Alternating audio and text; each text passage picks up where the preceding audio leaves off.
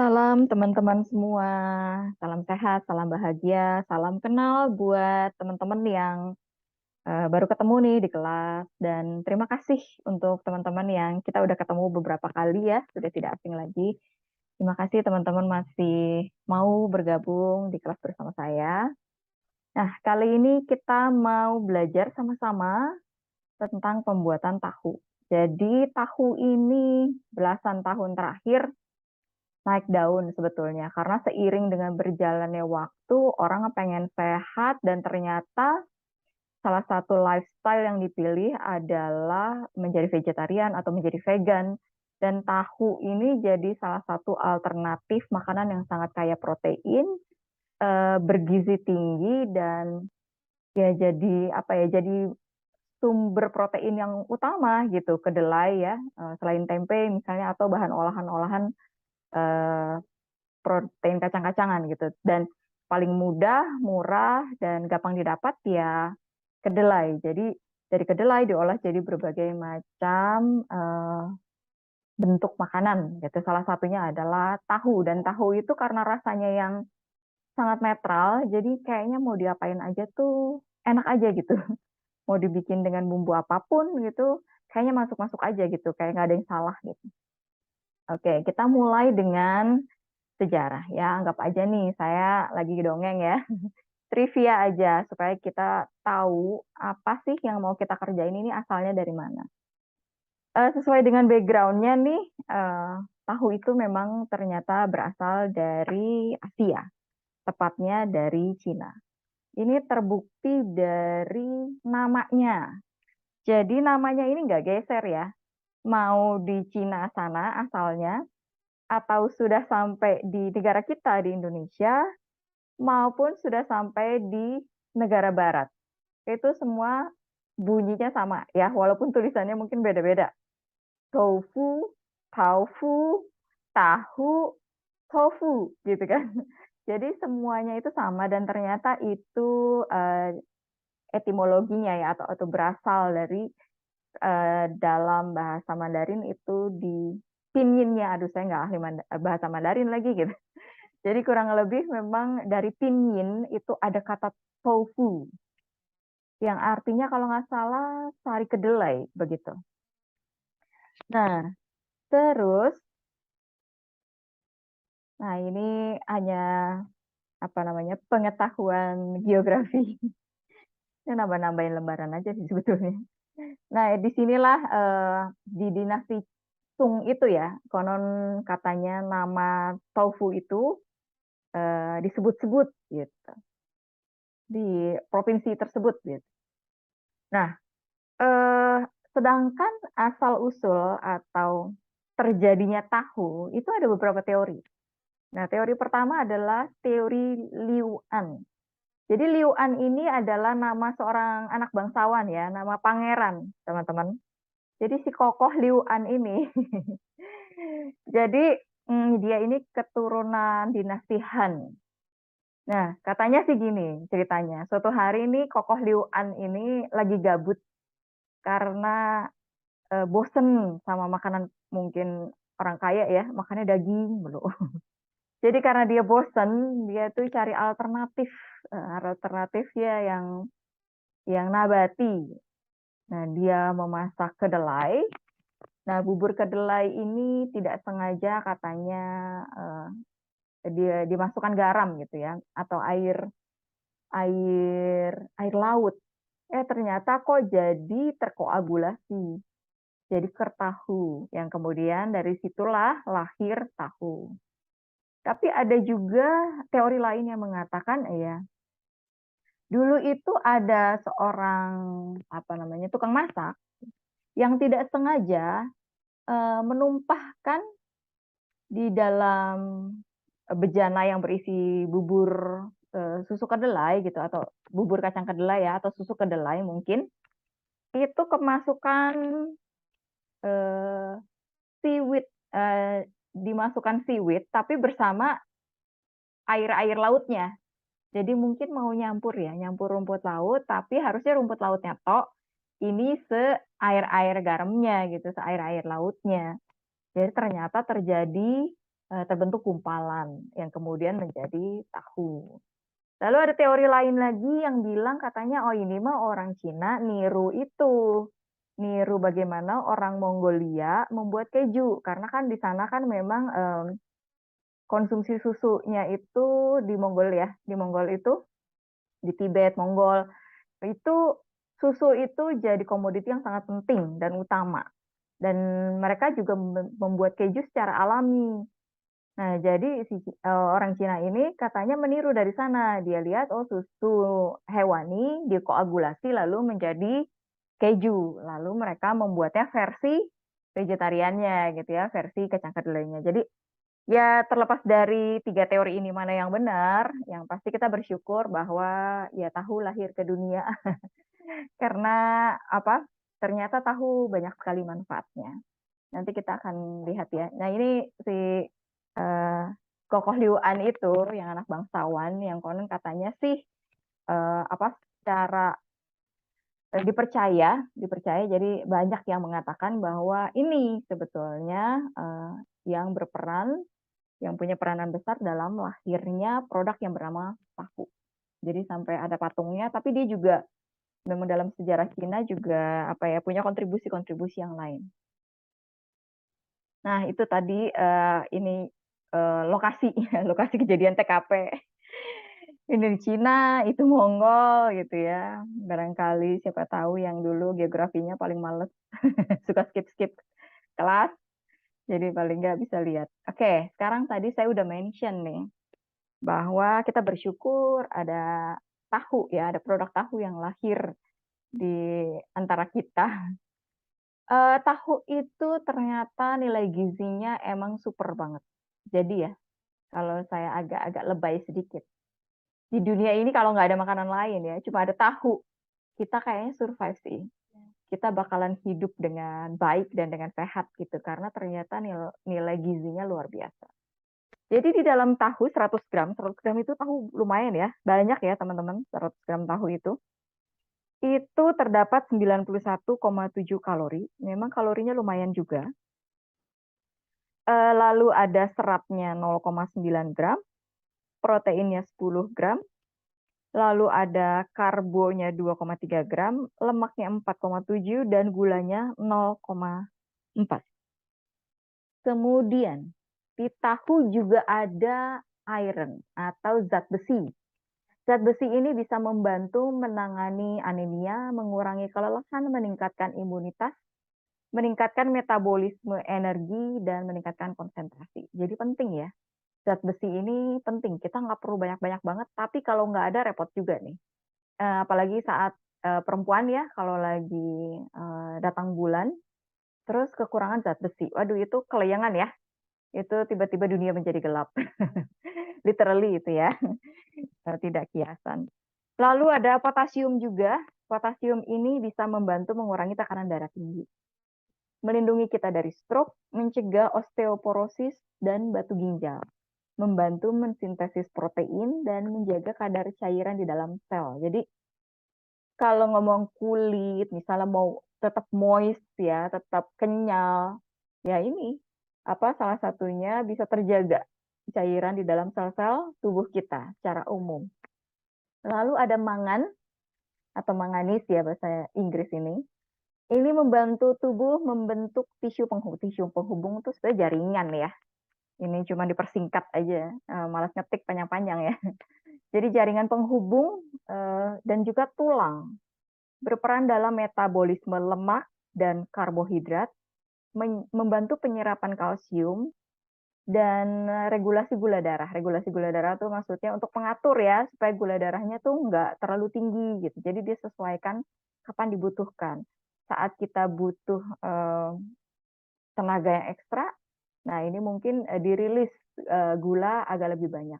Tapi saat kita nggak butuh, nah ini diatur supaya di dalam darah kita kadar gulanya tidak tinggi.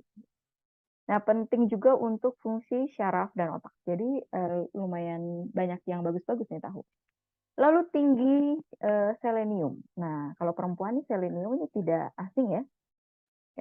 Ada nggak yang minum, apa, vitamin secara rutin yang isinya selenium? Ya konon ini juga tinggi sekali antioksidan, dan memang dia selenium salah satu antioksidan ya, yang dapat mengurangi resiko beberapa kanker, dapat melindungi dari penyakit jantung, meningkatkan sistem imun, dan dapat membantu mengurangi gejala asma.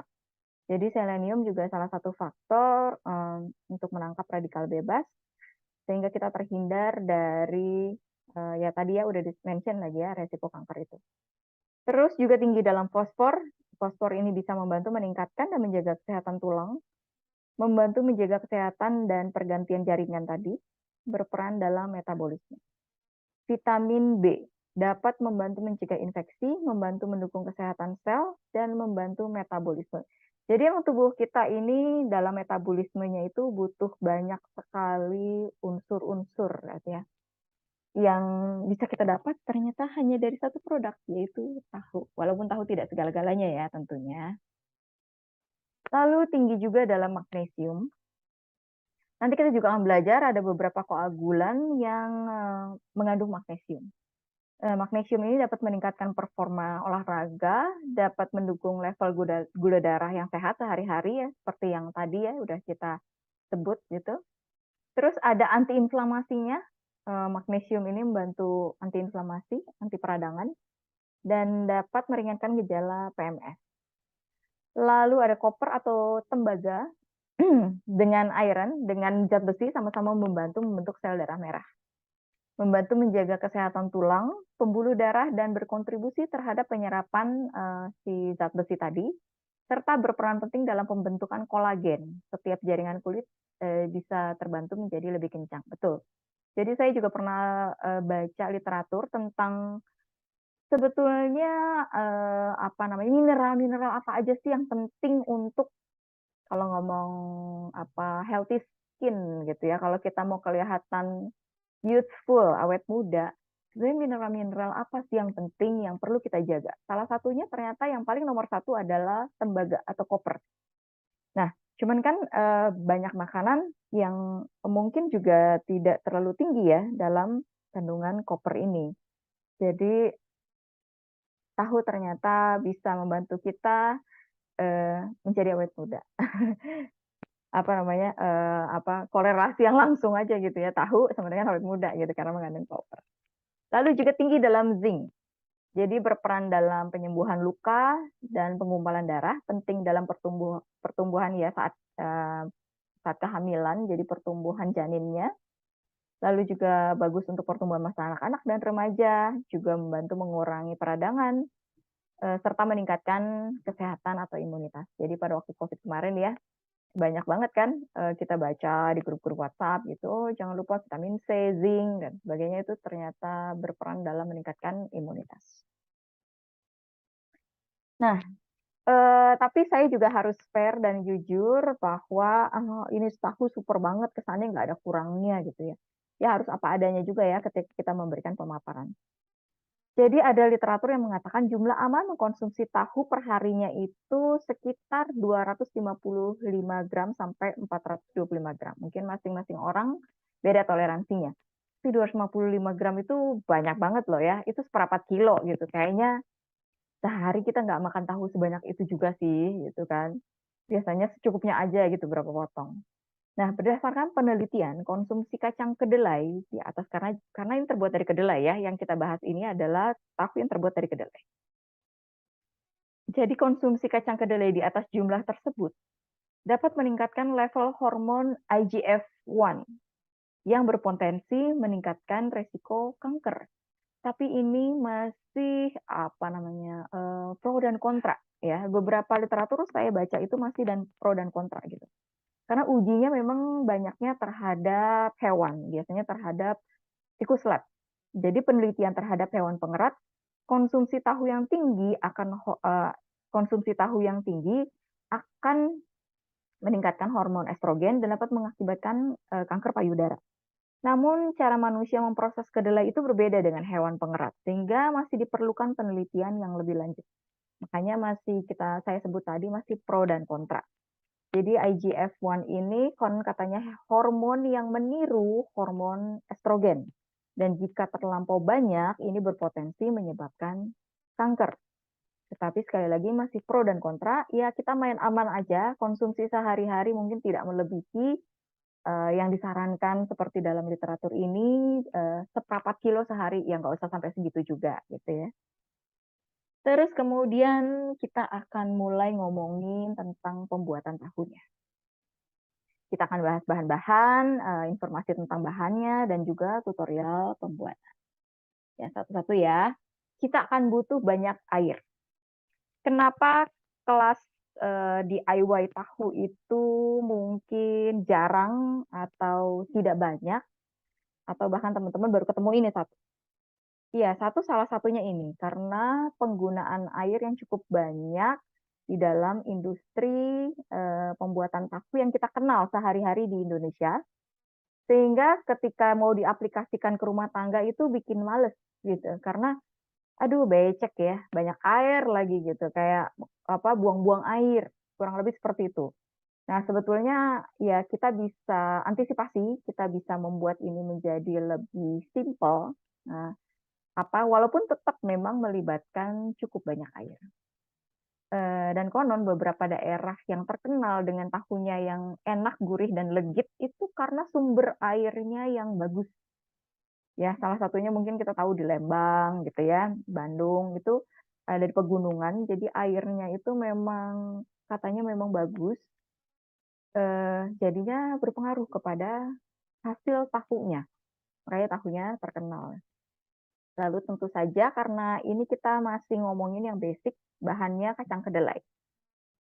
Jadi kita pakai kacang kedelai, terus koagulan. Nah, koagulannya ini ternyata macam-macam. Nanti kita akan bahas satu persatu.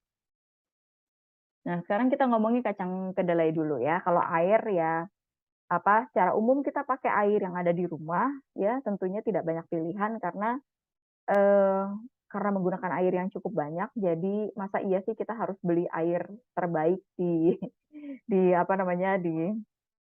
kota kita gitu kan, cukup boros nantinya.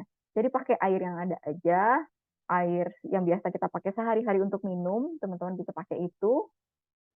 Atau misalnya air sumur yang cukup aman, ya boleh juga. Kalau memang dianggap tidak terlalu aman, ya teman-teman bisa endapkan. Misalnya air sumur saya kurang begitu bagus, tapi kalau mau pakai air yang beli bergalon-galon gitu kan, ya lumayan ya biayanya. Tapi kalau teman-teman mau ya nggak apa-apa juga ya. Mungkin karena untuk mengkonsumsi sendiri tentunya kita pengen yang terbaik. Tapi kalaupun enggak, itu air sumur bisa diendapkan dulu minimal 24 jam. Biasanya itu mineral-mineralnya akan lebih mengendap ya, karena tetap bagaimanapun walaupun kita nggak bisa terlalu jelas melihat, tapi mineral itu kan berat jenisnya lebih daripada air, sehingga sebetulnya kasih waktu dia itu akan mengendap ke bawah. Nanti diambil yang atasnya aja, sisain kira-kira ya berapa berapa mili gitu di bagian bawahnya nggak usah diikutkan. Itu bisa lumayan membantu. Nah, sekarang kita ngomongin kacang kedelai. Oke. Kelas kita kan dikasih judul non GMO. Apa sih GMO? Udah pasti teman-teman nih udah familiar ya dengan apa ini kan singkatan ya. Dengan singkatan ini, saya juga bisa eh, saya yakin teman-teman pasti juga sudah banyak yang paham isu tentang produk GMO ini. Jadi GMO itu kan singkatan dari genetically modified organism.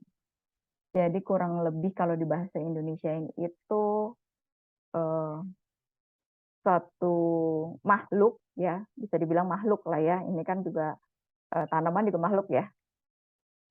Satu makhluk yang secara genetika sudah dimodifikasi.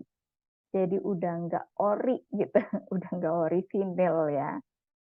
Eh, Memang banyak pro kontra ya teman-teman. Banyak yang sangat lebih banyak tidak setuju, makanya orang sekarang yang sudah fokus pada gaya hidup sehat, menghindari produk-produk GMO ini. Jadi kalau saya boleh jelasin sedikit untuk teman-teman yang mungkin ingin mengetahui lebih lanjut dan sebelumnya mungkin belum detail. Jadi kan ketika tahun 1900, pengetahuan manusia tentang genom atau tentang gen itu semakin semakin sudah canggih ya, semakin maju.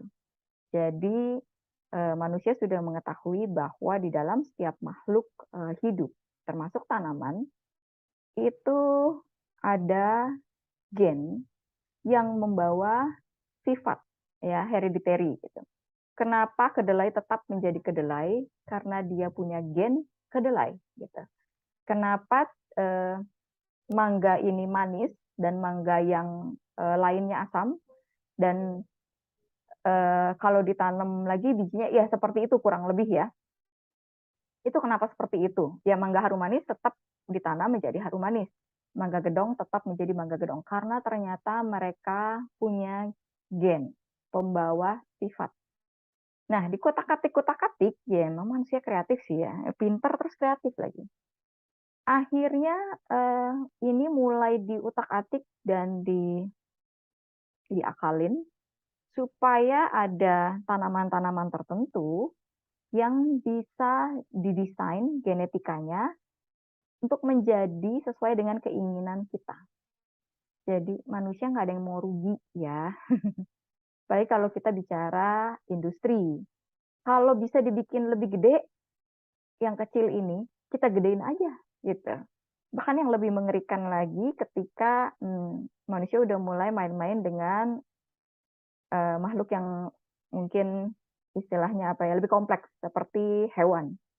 Jadi sampai ada, saya nggak tahu juga apakah ini hanya baru isu atau memang betul sudah dilakukan di dalam lab, ada binatang yang, dibuat itu daging semua, jadi nggak bertulang.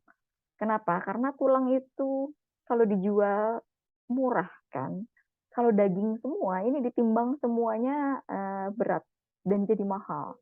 Jadi didesain sedemikian rupa sehingga, si binatang ini bisa dimaksimalkan menjadi daging semua. Aduh itu ngeri ya. Jadi kalau dari segi kesehatan, jujur ini masih pro dan kontra, saya mungkin berada di tengah. Kenapa? Karena secara genetik dia mungkin dirubah. Tetapi ketika sudah masuk dalam pencernaan kita, apakah itu kemudian diserap dan mengubah berpengaruh kepada genetika kita, itu belum ada penelitian yang bisa membuktikan, termasuk juga yang sebaliknya, artinya yang, "Oh ini nggak apa-apa." Itu juga belum juga bisa betul-betul membuktikan kalau ini aman atau tidak aman secara kesehatan. Itu mungkin saya juga belum bisa, eee, memberikan apa namanya, bukti-bukti ya kepada teman-teman. Jadi ya saya bisa dibilang di situ tengah-tengah. Cuman, sama seperti sebagian besar teman-teman, saya berkeberatan sebetulnya dengan adanya produk GMO. Kenapa? Mungkin kata-kata bahasa Inggris ini yang lebih tepat menggambarkan, ini opini pribadi ya teman-teman ya.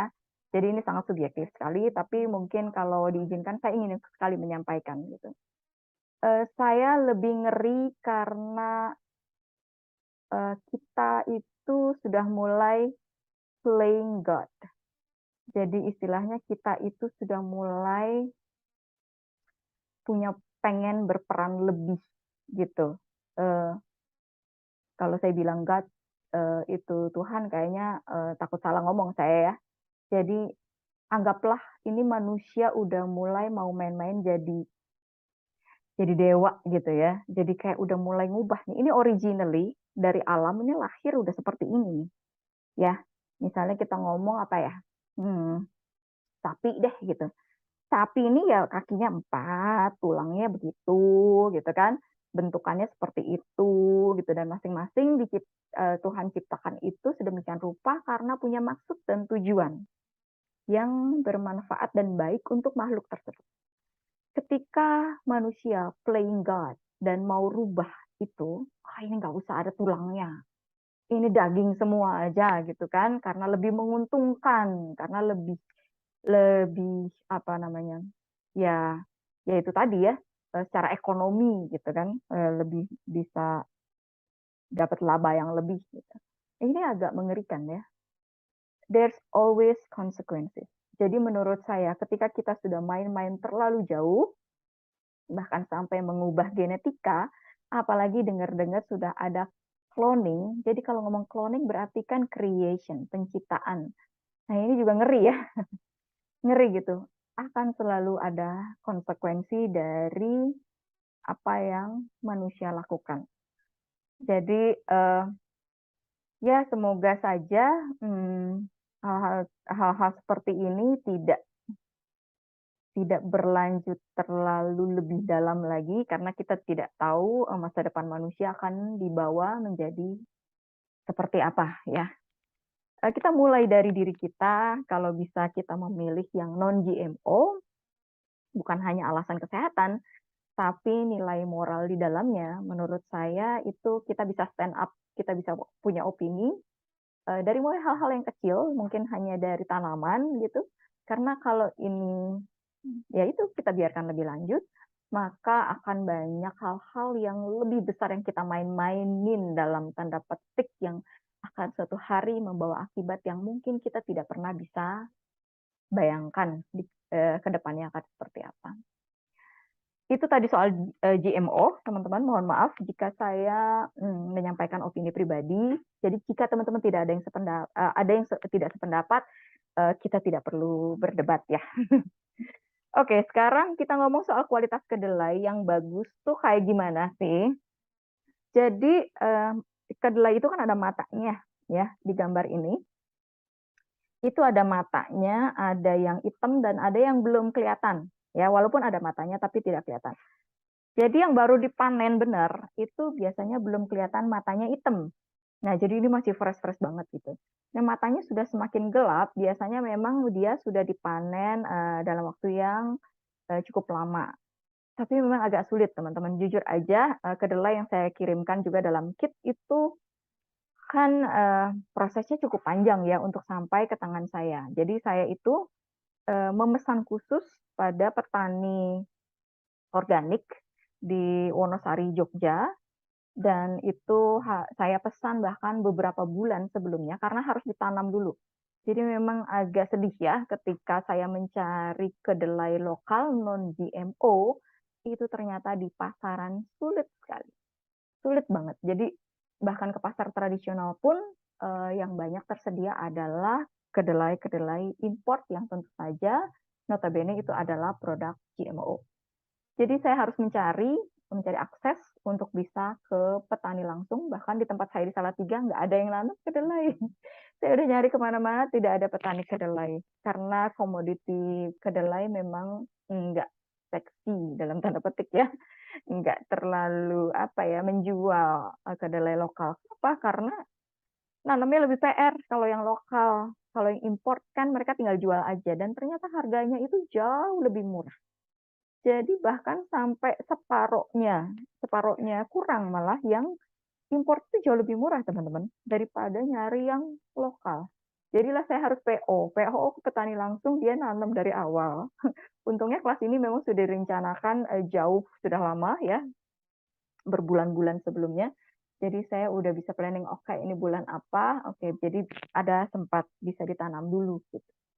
Nah, jadi karena prosesnya cukup lama, dari sana dipanen dulu, habis dipanen, lalu harus dikeringkan, lalu dari keringkan itu kemudian harus saya jemput dan jadi kalau sampai di tangan teman-teman sudah ada mata hitamnya itu, tidak menunjukkan bahwa, "Oh, ini udah jelek banget." Enggak. Yang bahkan di pasaran pun teman-teman bisa lihat kedelai yang di gambar sebelah kiri itu yang besar itu yang GMO bahkan udah kerut-kerut. Itu di pasar ya saya ketemu, itu bahkan udah keriput gitu. Nah itu jauh lebih jelek lagi tuh gitu kan karena kulit arinya bahkan sudah kering gitu ya jadi terpisah. Jadi, nah kalau ngomong yang terbaik saya harus jujur yang terbaik memang yang matanya itu belum berubah menggelap, tapi jikapun ada yang sudah menggelap, itu juga masih oke teman-teman. Kecuali dia sudah sampai mengkerut banget. Nah, itu udah mungkin udah cukup lama ya, lama disimpan. Jadi masih aman ya, masih oke. Saya juga biasanya dapat ya yang kayak gitu, gitu yang ada matanya. Tapi paling nggak teman-teman tahu yang the best itu seperti apa. Lalu sekarang kita maju ke jenis koagulan. Jadi, setelah mendalami pertahuan ini, saya juga nggak jujur ya teman-teman ya, saya kasih bocoran, saya tuh nggak ahli-ahli banget loh. Tapi saya mau belajar, saya itu sampai survei ke beberapa pengrajin tahu. Salah satu videonya saya share, nanti ya di YouTube teman-teman bisa menyaksikan. Saya ke beberapa pengrajin, tapi tidak semua pengrajin memang mau diambil videonya. Mereka punya alasan tertentu yang kita harus hormati. Jadi itu saya sampai survei, saya pelajari gitu ya, saya lihat. Lucunya itu mereka banyaknya nggak tahu koagulannya tuh apa. Jadi saya bilang ini yang membuat terkoagulasi atau menggumpal tuh apa? Itu banyaknya nggak tahu. Banyaknya mereka bilang saya dapat dari pengrajin tahu yang sudah ada sebelumnya, dari kawannya, dari keluarganya yang juga pengrajin tahu itu diambil. Jadilah saya harus ngubek-ngubek riset, survei gitu kan, banyak baca, banyak belajar, banyak bertanya. Ini sebetulnya koagulan kita bisa pakai apa gitu. Akhirnya sampai saya juga nyoba-nyoba gitu ya, nyoba-nyoba yang bahkan belum pernah dicoba orang lain.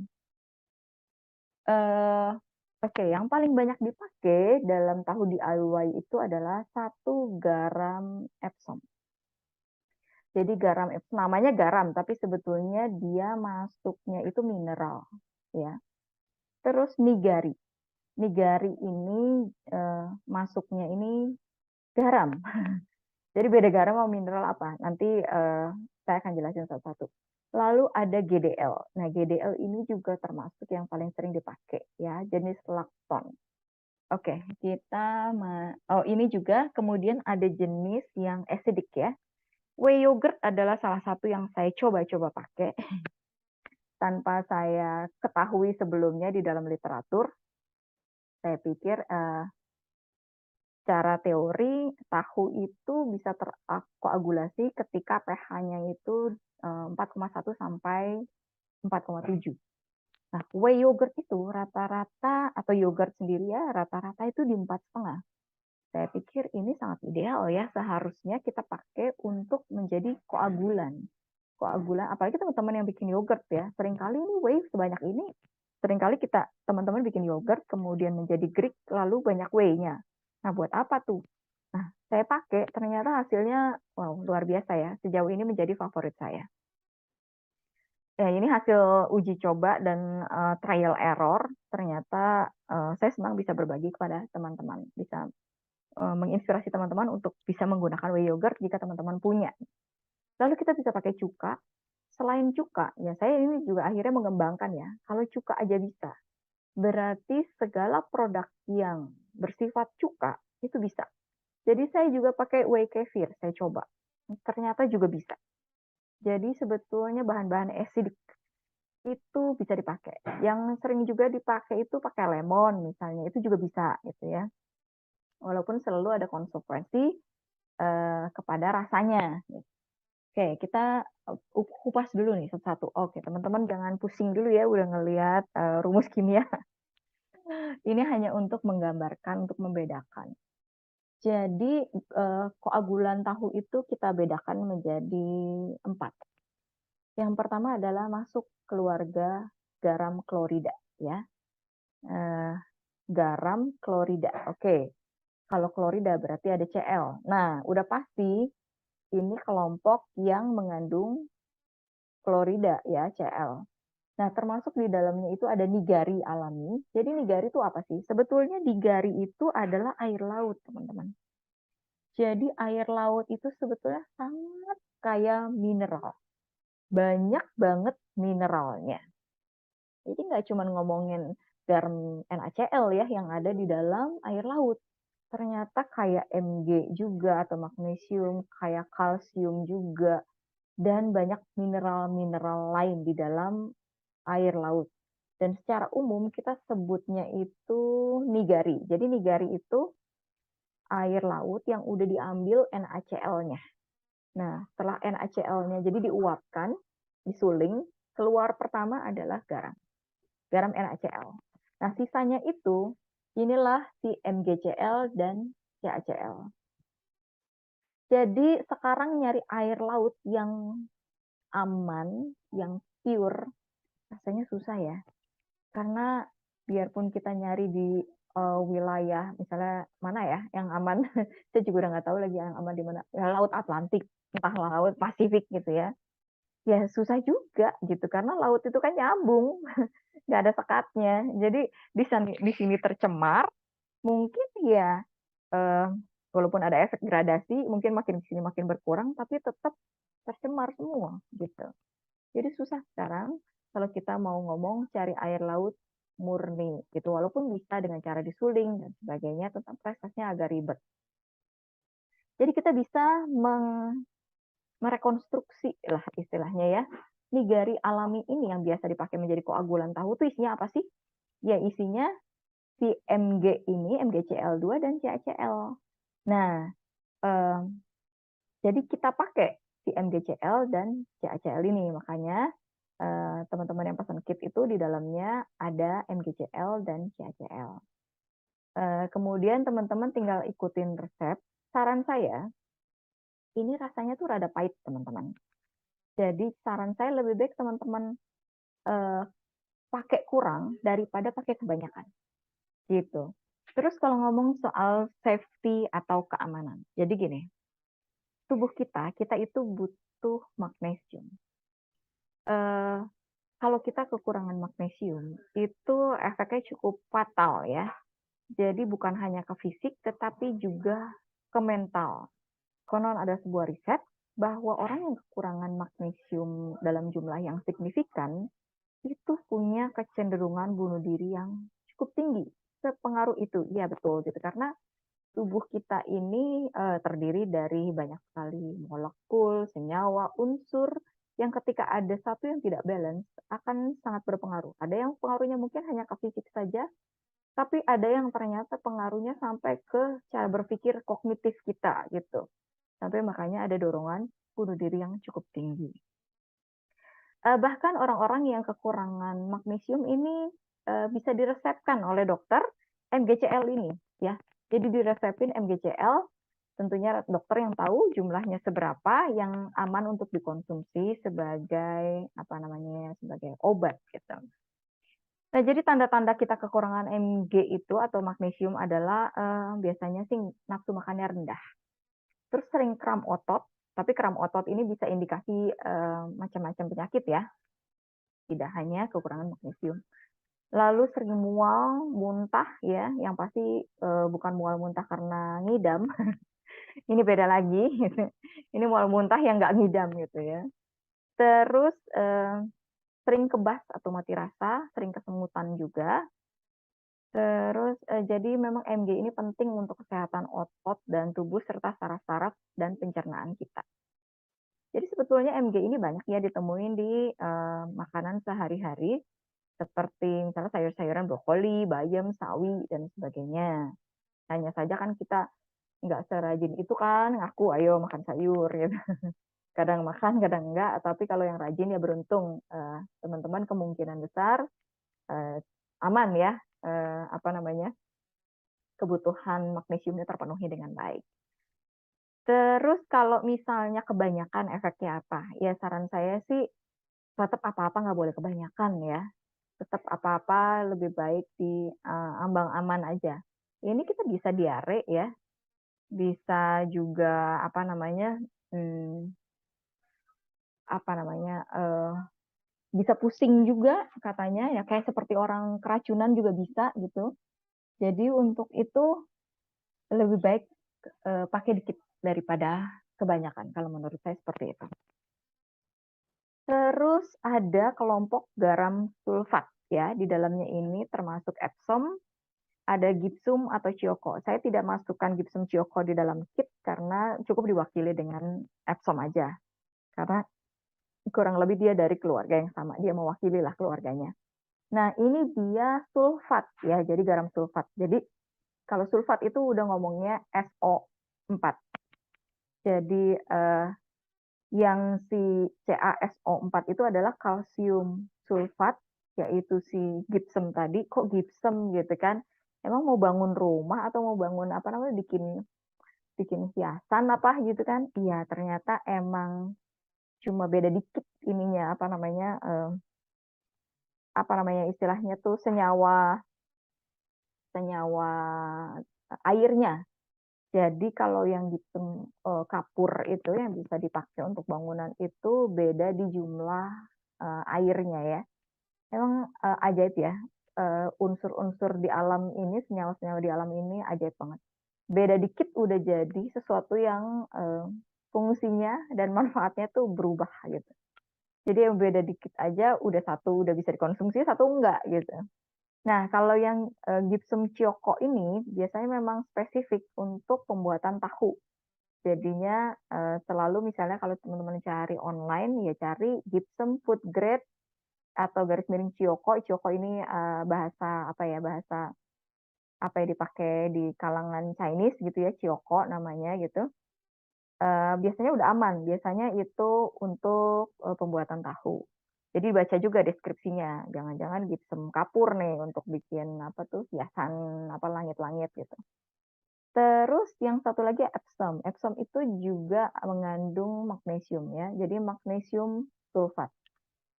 Nah ini, Epsom ini cenderung cukup aman, karena memang sudah dari zaman dahulu, zaman baheula Epsom ini udah dimanfaatin oleh, kita, oleh manusia. Ya, misalnya ya, yang saya catat di sini, jadi Epsom ini nama lainnya kan garam Inggris. Dari sering dipakai tuh untuk mandi berendam. Garam mandi itu sebetulnya ya garam Epsom dan ini dipakai untuk detoks tubuh malah ya, untuk ngeluarin racun gitu, terus bisa menghaluskan kulit, menghilangkan kram otot, ngilangin capek-capek gitu ya. Bahkan bisa mencegah penyakit kulit seperti psoriasis gitu. Plus juga untuk membantu rematik, inflamasi. Ternyata, garam Epsom itu banyak manfaatnya. Dan untuk dikonsumsi apakah bisa? Bisa, dengan kadar tertentu. Jadi makanya ikutin resep, eee, ini aman. Kalau teman-teman pakainya banyak, seperti untuk mandi, ya ya bahaya gitu, karena memang, ada toleransinya ya. Jadi ada toleransinya, makanya ada resepnya.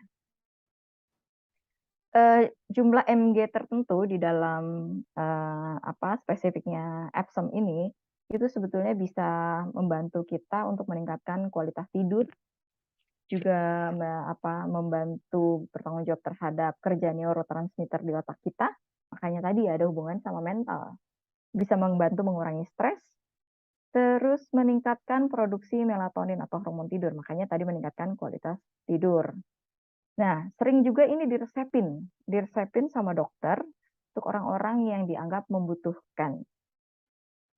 Terus, kalau orang yang susah BAB atau konstipasi, itu juga suka diresepin ini. Jadi, lebih gampang ke belakang. Jadi memang ada sifat laksatifnya ya, ada sifat laksatif yang membuat jadi, lebih mudah gitu untuk BAB. Terus ya disarankan juga tidak dikonsumsi berbarengan dengan obat-obatan penahan sakit seperti keluarga analgesik. Ini ada kontraindikasi konon ya, gitu. Tapi aman ya selama teman-teman menggunakannya sesuai dengan resep. Lalu yang ketiga ada keluarga lakton. Jadi lakton ini apa? Oke, saya jelasin. Lakton atau gluconodelta lakton itu ini memang buatan ya, teman-teman, buatan. Ini dibuat di industri dan, kalau tidak salah ini awalnya diciptakan di Jepang. Jadi kalau boleh saya sandingkan, mungkin bisa saya sandingkan dia dengan suatu produk yang juga buatan, yaitu MSG, monosodium glutamate. Oke, jangan ngeri dulu ya, jangan ngeri. MSG sendiri pun juga ada pro kontra gitu kan, selama digunakan dalam jumlah tertentu ternyata MSG itu tidak berbahaya katanya gitu, katanya. Jadi ada sih riset-risetnya gitu. Teman-teman bisa banyak browsing lah sekarang. Nah, jadi cuman GDL ini, oke, FDA, jadi Food and Drug Administration di Amerika, mohon maaf saya bawa-bawa Amerika, karena kenapa? Karena kalau ngomong, FDA itu jauh, bisa saya katakan jauh lebih ketat daripada, eee, lembaga-lembaga sejenis di, mungkin negara lain ya. Kenapa? Karena di Amerika itu rakyat nih kayak kita, boleh mensu atau boleh istilahnya apa mensu itu? Kok jadi lupa? Menuntut, oke. Jadi rakyat seperti kita ini boleh menuntut negara, ya. Misalnya, FND-nya tidak, mengeluarkan warning atau bahaya suatu bahan yang beredar di pasaran. Terus ada orang kenapa gitu. Ini FND kok, tidak mengatur penggunaan unsur ini atau bahan produk ini, misalnya si A gitu kan.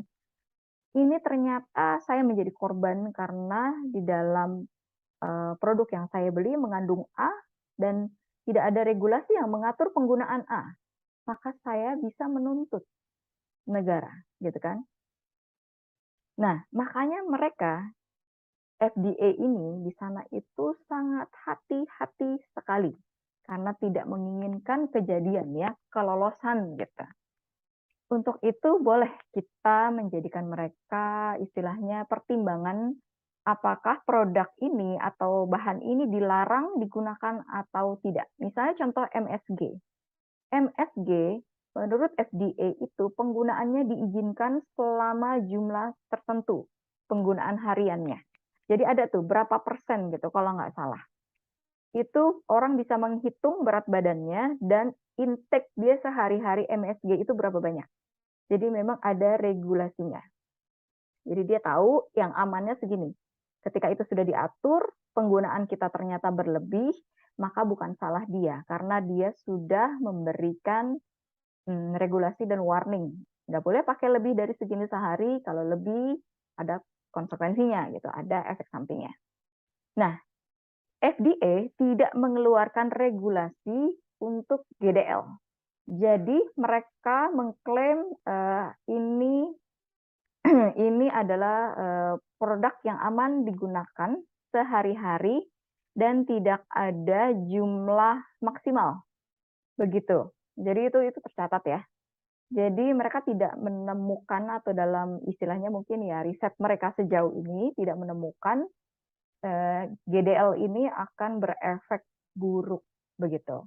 Tapi tetap ya di dalam resep ada apa namanya ada takarannya ya teman-teman kita nggak pakai yang wih dikucur gitu seenak-enaknya nggak gitu juga.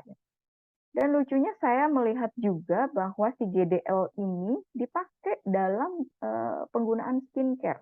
Jadi GDL-nya apa sih sebetulnya? Jadi GDL ini adalah bahan penurun pH tetapi tidak bersifat acidic.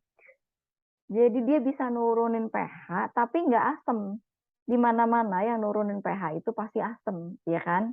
Apalagi teman-teman yang main-main sama produk fermentasi ini. Semua yang pH-nya rendah itu umumnya asam. Tapi GDL ini didesain sedemikian rupa, dia bisa nurunin pH tapi nggak asam. Makanya GDL banyak dipakai juga dalam industri bakery. Jadi dia bisa nurunin pH tapi rasanya tidak memberi kontribusi suatu bahan jadi ikutan asam gitu. Makanya kan kulit kita nih pH-nya sebetulnya cukup rendah ya di 4,5 sampai 5,5. Makanya sering GDL ini dipakai untuk skincare. Jadi dia nurunin pH tapi dia nggak memberi bahan acidic yang kadang-kadang memang mengiritasi kan untuk kulit. Makanya ya GDL ini sebetulnya suatu terobosan yang industri itu memang kadang-kadang ya banyak jeleknya, tapi ada beberapa juga yang membuat terobosan-terobosan yang ternyata sangat bermanfaat dan ya bagus produknya gitu harus kita akui ya. Kita juga harus fair gitu. Kalau memang harus ada yang diapresiasi ya kita apresiasi. Gitu. Lalu yang keempat adalah keluarga asam ya, acidic. Nah biasanya ini selain produk fermentasi seperti cuka, whey ya, ada whey kefir, bahkan teman-teman mau pakai kombucha juga bisa ya gitu. Walaupun semua tentunya namanya acidic akan memberi kontribusi pada rasa.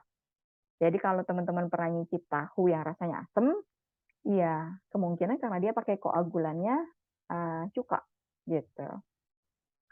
Lalu ada sari-sari buah yang bersifat asam, ya seperti lemon, jeruk nipis, itu teman-teman juga bisa pakai. Tapi juga sekali lagi, itu akan memberi kontribusi pada rasa. Dari yang, keluarga asam ini, saya paling senang pakai whey yogurt. Kenapa? Karena ternyata rasanya nggak asam. Jadi, eee sejauh ini dari semua bahkan ya, dari semua koagulan ini, mohon maaf jika saya kayaknya memberi keberpihakan gitu ya, karena saya membuat produk fermentasi dan selalu punya gitu kan. Jadi kayak kayak sekali merengkuh dayung, 2, 3 pulau terlampaui. Jadi satu, saya ada produknya, saya nggak usah capek-capek bikin, saya nggak usah beli gitu kan. Terus kedua, hasilnya ternyata bagus gitu, kualitas tahunya bagus, teksturnya bagus, rasanya enak. Jadi ya, wah buat saya mah pas banget gitu, tapi teman-teman harus coba. Saya sarankan teman-teman yang punya semua koagulan, silakan dicoba sehingga teman-teman bisa tahu tahu perbedaannya dan hasil seperti apa yang teman-teman inginkan. Dan ada beberapa koagulan yang, bisa dipakai misalnya untuk pembuatan tahu sutra, untuk, kembang tahu yang pakai wedang tahu itu ya, yang pakai apa, eee seperti bubur sumsum gitu ya. Nah, itu juga ada koagulan lain yang memang, di dalam keluarga ini yang, spesifik kita pakainya itu. Tapi saya nggak bahas di sini, nanti terlalu terlalu apa, terlalu memusingkan kelasnya. Jadi kita coba fokus dulu di kelas ini untuk, keberhasilan kita membuat tahu kedelai dengan berbagai koagulan dan teman-teman bisa nge-review sendiri, koagulan mana yang teman-teman paling suka, gitu. Nah, ini kurang lebih sifat, apa ya, eee apa, sifatnya ya, tipenya, hasilnya, dan jenis koagulannya itu yang berperan itu apa untuk hasil seperti ini, dan juga, suhu koagulasi. Jadi pada saat pembuatan teman-teman sebisa mungkin mencampur koagulan itu di saat, si susu kedelai masih panas-panasnya ya, jangan tunggu turun. Pertama misalnya tipe yang firm atau yang keras, itu kita bisa pakai nigari, bisa pakai gypsum, bisa pakai GDL, bisa pakai sari lemon, bisa pakai cuka, ini bisa menghasilkan tahu yang firm ya, cukup keras. Walaupun secara umum sebetulnya pakai apa aja bisa, ini tergantung penekanan juga. Jadi kalau teman-teman nekannya lama dan berat, biasanya dia firm. Dan, sebisa mungkin dimasukkan dalam suhu yang masih panas ya, jadi masih 80 sampai 90 derajat Celcius. Lalu tipe yang kedua ada tahu silken. Jadi tahu silken tuh tahu yang lebih lembut ya. Itu kita bisa pakai nigari, pakai gypsum, dan kita bisa juga pakai GDL. Terus, saya tambahin juga bisa pakai whey yogurt tadi ya. Terus suhunya juga, masih panas tapi boleh turun sedikit gitu untuk menghasilkan tahu yang teksturnya lebih lembut. Lalu ada tahu silken dalam bungkus. Jadi seperti yang dijual-jual tuh tahu sutra dalam bungkus, jadi dia udah dicetak langsung di dalam plastik gitu ya. Nah, ini kita bisa pakai GDL dan juga bisa pakai gypsum. Nah, suhunya juga kurang lebih dia bisa agak turun sedikit. Terus, oke, nah ini, review lebih lanjut. Jadi kalau kita pakai nigari ya, si MGCL dan CACL ini, cenderung ada rasa pahit ya sedikit gitu. Jadi lebih baik, pakainya hati-hati dan lebih baik less daripada more. Jadi misalnya teman-teman sudah punya larutan, teman-teman masukin dikit-dikit aja. Ketika misalnya teman-teman pakai setengah, oh udah terkoagulasi nih dengan baik gitu kan, teman-teman boleh kok, menghentikannya. Jadi walaupun saya sudah memberi resep, tapi ini produk artisan yang saya tidak tahu proses yang teman-teman alami di rumah, kadang-kadang ada kondisi-kondisi tertentu yang bisa jadi beda ya dengan praktek saya. Misalnya saya menghasilkan susu kedelai dari si kedelai 250 gram ini saya menghasilkan, susu 3,5 liter sampai 4 liter misalnya. Tapi teman-teman kok bisa dapatnya cuma sedikit, misalnya gitu ya. Saya nggak tahu apa dalam proses pemerasannya kurang meres, atau kurang apa gitu. Nah jadi bisa aja jadi teman-teman jangan pakai, full resep koagulan yang saya kasih gitu. Jadi, eee, apa dihitung nanti hasilnya, sebanyak apa. Terus, Jadi, sering diakali dengan karena ada rasa sedikit pahitnya, jadi kita bisa ngakalin ya, rasa pahitnya itu bahaya apa enggak. Memang, teman-teman percaya apa enggak bahwa saya itu kalau nyoba suatu produk kadang-kadang, ya saya cicip aja langsung gitu. Saya pengen tahu kan, saya pengen tahu rasa tekstur alaminya tuh seperti apa, walaupun dikit banget ya, hati-hati gitu, karena kita tidak pernah tahu apakah ini di lidah kita burning misalnya atau berbahaya gitu. Jadi saya cicip sedikit, memang, pada dasarnya rasanya memang pahit teman-teman. Jadi, emang udah bawaannya nih, biasanya diakalin direndam di dalam air garam, nanti si pahitnya itu ketutup.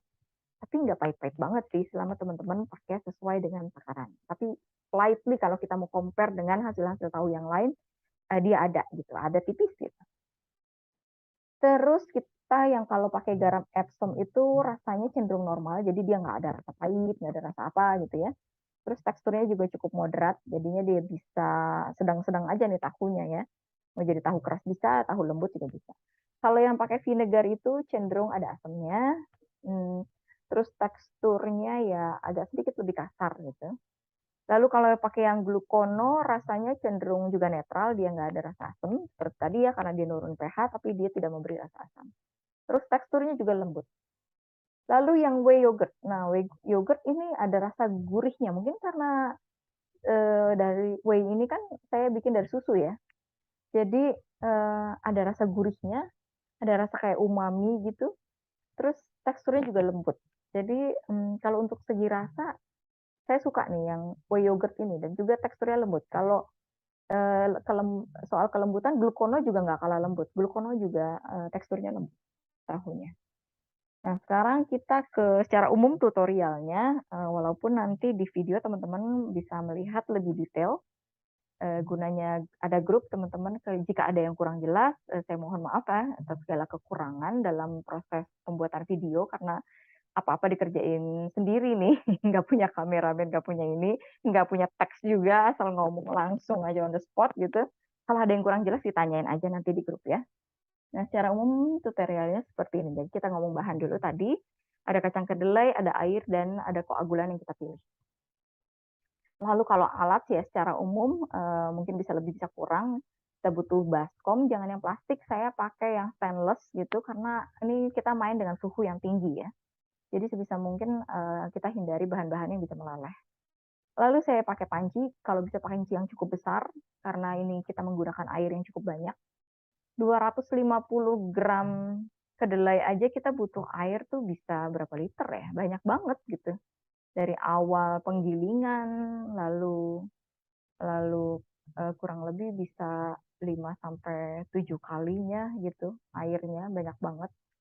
Itu, 5 kali 5 sampai 7 kali itu setelah kedelainya ngembang. Jadi dari 250 gram kedelai itu bisa ngembang sampai jadi 750 gram karena nyerap air. Nah dari situ terus airnya ditambah lagi 5 sampai 7 kali kalau bisa, kalau ada pancinya. Jadi panci saya yang paling gede itu berapa liter ya? Itu kadang-kadang ya saya pakai juga yang paling gede. Karena karena kalau nggodok kedelai itu bisa sampai apa, bisa luber ya. Jadi jangan sampai mepet banget udah di ujung gitu bahaya, riskan. Terus kita butuh juga blender ya untuk menghaluskan menjadi bubur kedelai. Lalu kita butuh saringan dan kain tahu. Terus kita butuh mangkok-mangkok seperti itu untuk nyampur koagulan ya seperti itu ya kurang lebih. Dan kita butuh cetakannya. Cetakan seperti apa teman-teman yang tidak pesan kit, saya ada contoh pakai cetakan yang saringan saringan kelapa yang dari stainless itu bisa dipakai. Jadi cari wadah-wadah yang aman dan tahan panas teman-teman yang dan bawahnya bolong gitu.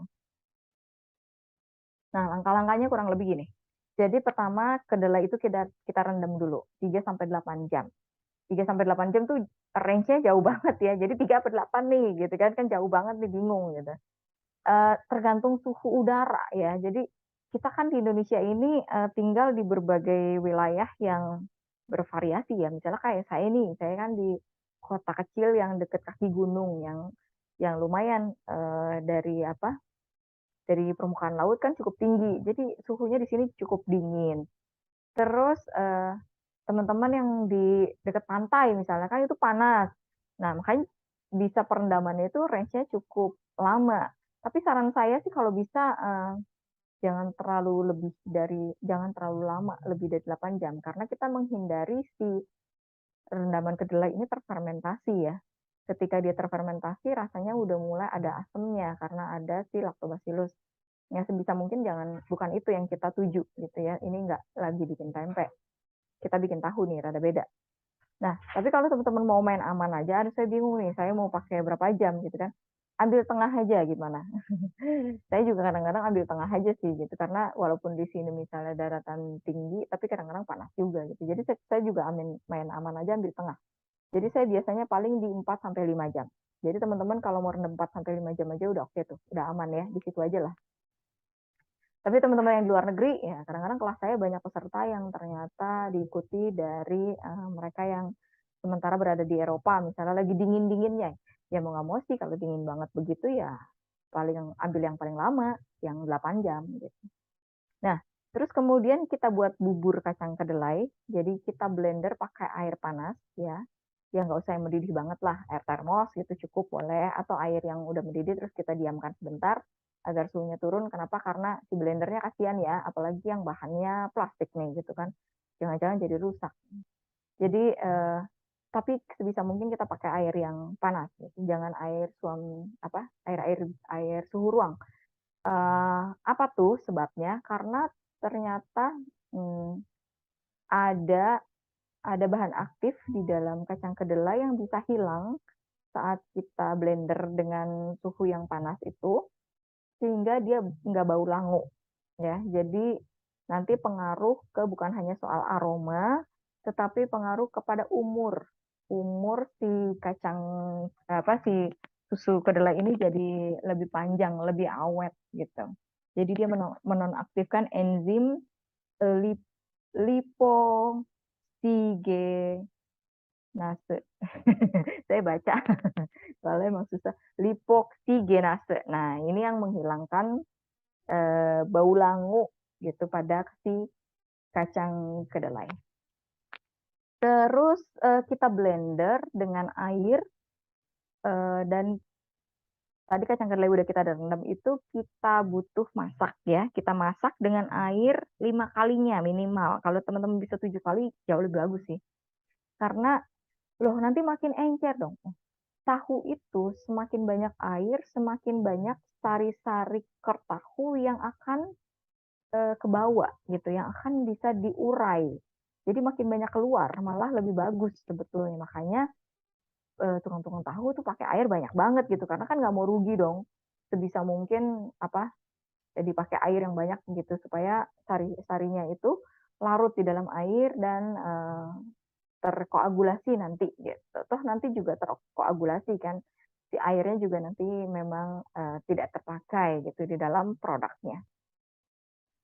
Terus sudah di blender, lalu kita masak di dalam panci tadi.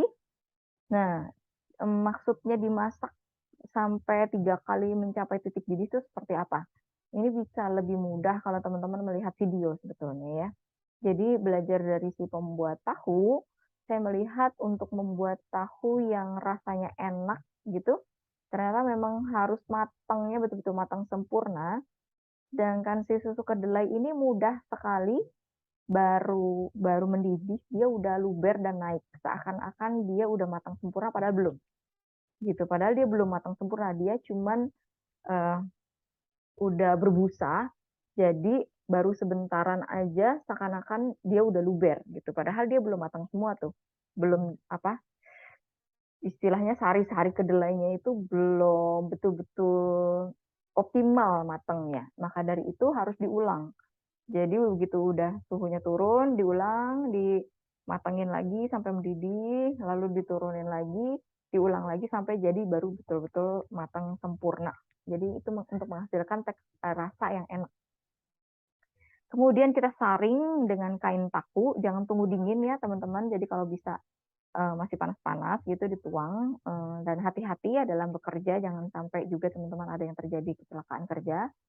Mindful, selalu pelan-pelan aja, tapi udah disiapin gitu. Jadi preparation itu penting, di mana teman-teman mau mencetak, di mana si air kedelainya akan teman-teman salurkan, misalnya mau ditampung dan sebagainya, itu siapin dulu sebelum teman-teman menuang. Karena ini hubungannya dengan air panas ya.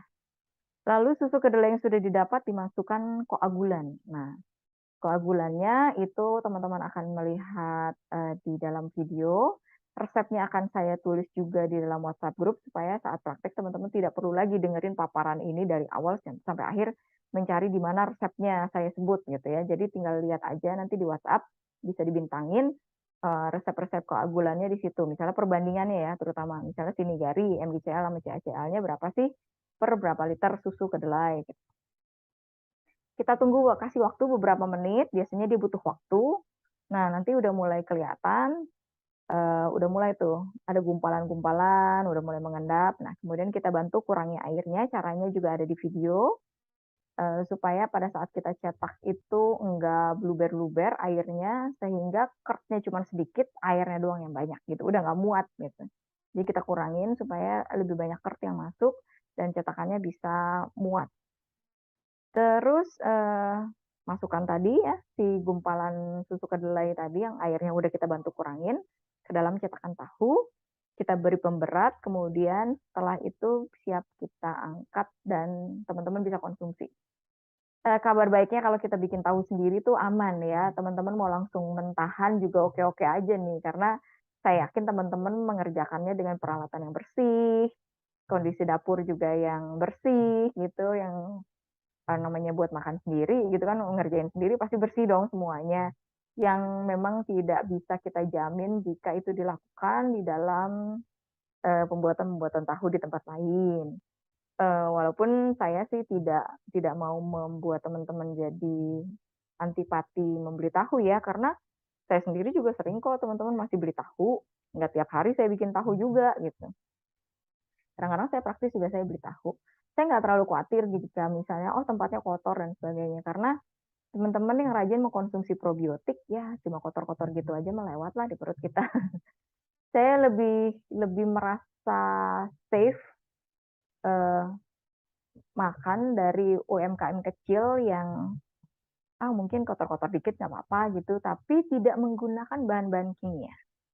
Daripada hasil produk dari tempat yang, wah kesannya higienis, kesannya serba bersih gitu kan, serba, wih semuanya tertata rapi, tapi bahan-bahan yang digunakan justru bahan-bahan aditif.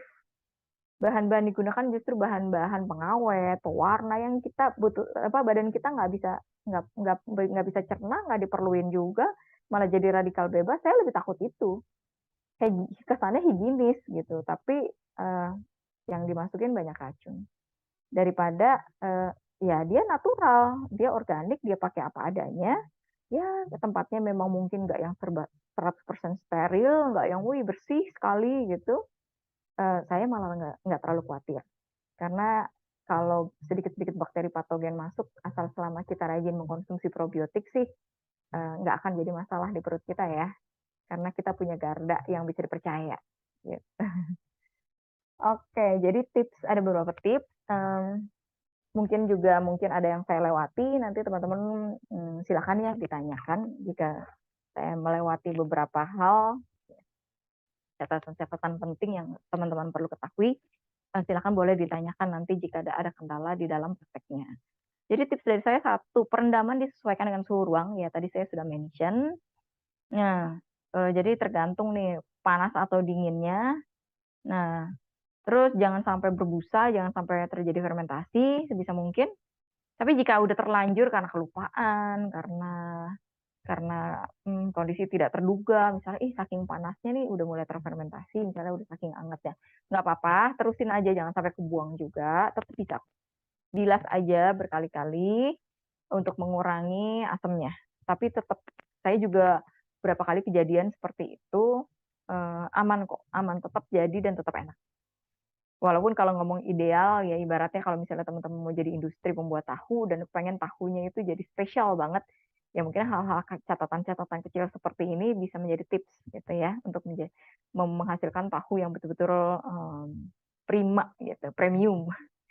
Nah, ambil rata-rata aja kalau bingung ya, bisa 4 sampai 5 jam seperti yang saya lakukan. Lalu simpan tahu bisa dalam air minum jika tidak langsung dikonsumsi. Misalnya udah jadi tahunya, teman-teman mau simpan, nggak langsung dimakan semua. Jadi misalnya teman-teman sekali bikin untuk, konsumsi 1 minggu, ya udah, tinggal dipotong-potong atau disimpan aja di dalam kontainer gitu yang aman, yang food grade, diisi air minum biasa, mau digaremin apa enggak terserah. Kalau digaremin ya teman-teman tahu konsekuensinya bahwa, si tahu akan rasanya asin, tapi nggak digaremin juga nggak apa-apa dan itu tahan kok lama. Punya saya tahan 2 minggu, bahkan ada yang lebih sih. Itu aman-aman aja, tapi ya kurang lebih dua mingguan lah gitu. Itu masih aman di dalam kulkas tapi. Terus coba membuat dengan koagulan berbeda ya, dalam kelas ini karena salah satunya adalah itu, kurikulumnya lah istilahnya agar teman-teman bisa mengetahui perbedaannya, sehingga teman-teman bisa tahu nih, mana yang saya sukain dan next mungkin pembuatan yang rutin teman-teman bisa pilih koagulan tersebut. Mungkin yang mudah didapat, yang gampang dipakai gitu kan, yang resepnya juga nggak ribet gitu ya. Nah itu bisa jadi, andalan sehari-hari. Nah kurang lebih penampakannya seperti itu walaupun nanti teksturnya berbeda-beda tergantung koagulan yang kita pakai. Ya karena cetakan ada bolongnya ya, jadi pasti bentuk tahunya nanti bawahnya kayak gitu. Nah selamat, bereksplorasi untuk teman-teman, nikmati prosesnya dan hasilnya. Berkarya dan bangga dengan hasil karya teman-teman, kita, kita naik level nih ya, kita bukan hanya bisa tahu mengkonsumsi, tapi kita juga bisa membuat dengan versi yang tentunya jauh lebih higienis, jauh lebih sehat. Jika bisa memilih yang non-GMO, ya kalau ada pilihan itu, pilihlah yang non-GMO. Gitu, terima kasih, saya Maya Santi. Kita akan ketemu di WhatsApp group dan berdiskusi di sana, saling menginspirasi dan saling menyemangati ya untuk tetap berdaya dan berkreasi di tempat kita masing-masing. Salam teman-teman.